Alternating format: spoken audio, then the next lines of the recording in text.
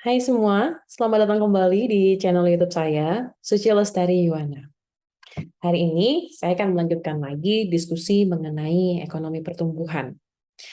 Nah, beberapa bulan yang lalu, sekitar bulan Juni, Bank Dunia mengeluarkan sebuah laporan yang menunjukkan atau mengindikasikan pemulihan ekonomi di Indonesia. Di dalam laporan tersebut, Bank Dunia menyebutkan bahwa di tahun 2022, pertumbuhan ekonomi Indonesia akan meningkat menjadi 5,1% di tahun 2022, dan di tahun 2023 meningkat sebanyak 5,3%. Tentu saja, berita ini atau laporan ini menunjukkan spirit atau semangat optimis terhadap pemulihan ekonomi Indonesia, terutama di pasca pandemi.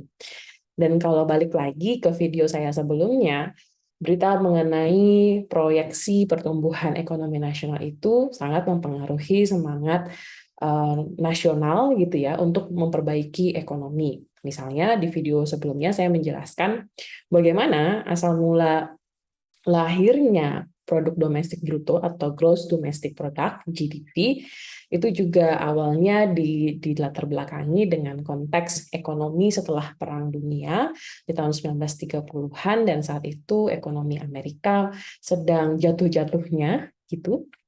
Sehingga saat itu pemerintah Amerika berusaha membuat sebuah alat ukur untuk menunjukkan bagaimana ekonomi di Amerika, kemajuan ekonomi di Amerika atau progresnya seperti apa. Dan saat itu muncullah ide untuk membuat gross domestic product, semacam termometer ekonomi. Saat itu berita mengenai pertumbuhan ekonomi di Amerika berhasil meningkatkan produktivitas para pengusaha dan para warga di Amerika. Nah, menurut saya itu juga semangat yang hampir sama yang ingin dibangun oleh Bank Dunia, dan juga tentu saja institusi-institusi lainnya yang melihat pemulihan ekonomi nasional ataupun pemulihan ekonomi internasional dari kacamata pertumbuhan ekonominya atau gross domestic product. Tetapi pertanyaan saya adalah, apakah itu cukup untuk mengukur atau mengevaluasi bahwa ekonomi kita sudah pulih pasca pandemi? Apakah ketika pertumbuhan ekonomi kita meningkat beberapa persen, misalnya 5% dalam setahun, apakah itu berarti ekonomi kita sudah kembali pulih? Apakah itu berarti masyarakat kita sudah bisa menikmati lagi kehidupan sebelum ada pandemi? Nah, dari pertanyaan itu, saya berusaha mencari sudut pandang lain yang berusaha bukan menggantikan GDP, tapi sebenarnya berusaha untuk melengkapi apa yang kira-kira missing, apa yang kira-kira kurang dan belum dipertimbangkan dalam indikator ekonomi pertumbuhan atau GDP. Nah, setidaknya ada 6 kritik terhadap GDP yang ingin saya diskusikan hari ini. Kritik yang pertama dari sudut pandang welfare atau kesejahteraan. Menurut perspektif ini, GDP tidak bisa atau gagal untuk membedakan antara mana aktivitas ekonomi yang desirable gitu, yang diinginkan, dan mana aktivitas ekonomi yang undesirable atau tidak diinginkan. Di sini kalau dilihat bagaimana GDP itu diformulasikan, semua macam aktivitas ekonomi dikategorikan sebagai aktivitas yang mendukung pertumbuhan ekonomi, gitu kan? Nah, kalau dalam sudut pandang welfare, tidak semua aktivitas ekonomi itu sebenarnya desirable atau diinginkan oleh manusia. Contohnya nih, kalau ada orang gitu ya yang sebenarnya dia sedang mengendarai mobil gitu, dan ketika dia mengendarai mobil dia main HP dan dia kecelakaan gara-gara main HP, nabrak bis, dan akhirnya dia masuk ke rumah sakit, dan anggaplah di sini orang tersebut itu selamat gitu ya, sehingga dia juga membayar biaya rumah sakit dan akhirnya bisa pulang. Menurut pandangan GDP, aktivitas yang dilakukan orang itu membawa mobil, artinya dia membeli atau menyewa mobil, aktivitas ekonomi. Lalu main HP, artinya dia punya HP, entah dia beli atau nyewa, dan itu juga termasuk aktivitas ekonomi. Lalu membayar biaya rumah sakit ketika kecelakaan, itu juga termasuk aktivitas ekonomi. dari kacamata GDP, momen seorang yang bawa mobil tadi kecelakaan dan membayar biaya rumah sakit itu termasuk dipandang sebagai pahlawan atau hero dalam GDP. Tapi bayangkan kalau itu terjadi pada kita. Apakah kita menginginkan kejadian itu terjadi? Itu adalah salah satu contoh bagaimana kritik welfare memandang GDP tidak bisa atau gagal untuk membedakan mana aktivitas-aktivitas ekonomi yang sebenarnya mendukung kesejahteraan atau welfare, mana yang sebenarnya tidak mendukung atau mengurangi kesejahteraan. Lalu, kritik yang kedua berasal dari pandangan feminis. Kalau dari pandangan feminis ini melihat ada banyak sekali aktivitas-aktivitas yang sebenarnya tidak melibatkan uang gitu ya, non monetary activities seperti misalnya merawat anak kecil, merawat orang tua, membersihkan rumah, menjaga membangun rumah tangga gitu ya, menjaga rumah tangga, lalu membuat barang sendiri self productions atau melakukan kerja volunteer. Aktivitas-aktivitas yang seperti ini yang sebenarnya sangat membantu atau sangat berkontribusi terhadap kehidupan sosial itu tidak dihitung dalam GDP. Sehingga kalau kita mengikuti logika GDP ini terhadap aktivitas-aktivitas tadi, contohnya misalnya merawat anak, maka menurut GDP itu akan lebih menguntungkan atau lebih produktif ketika kita menitipkan anak kita di daycares atau membayar orang untuk merawat anak kita. Akan lebih produktif atau akan lebih menguntungkan ketika kita mengirimkan orang tua kita ke panti jompo dibandingkan kita yang merawat orang tua kita saat pensiun.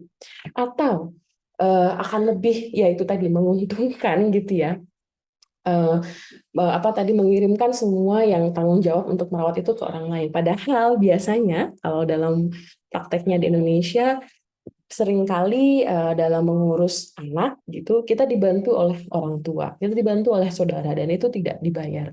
Nah, hal-hal seperti ini yang menurut pandangan feminis hilang atau tidak diperhitungkan dalam GDP. Dan bahayanya kalau kita mengikuti logika GDP, semakin banyak aktivitas ekonomi, semakin baik bagi pertumbuhan, lama-lama kita akan semakin memiliki jarak gitu ya. Kita akan semakin kehilangan fungsi-fungsi sosial kita lain di dalam komunitas atau di dalam keluarga.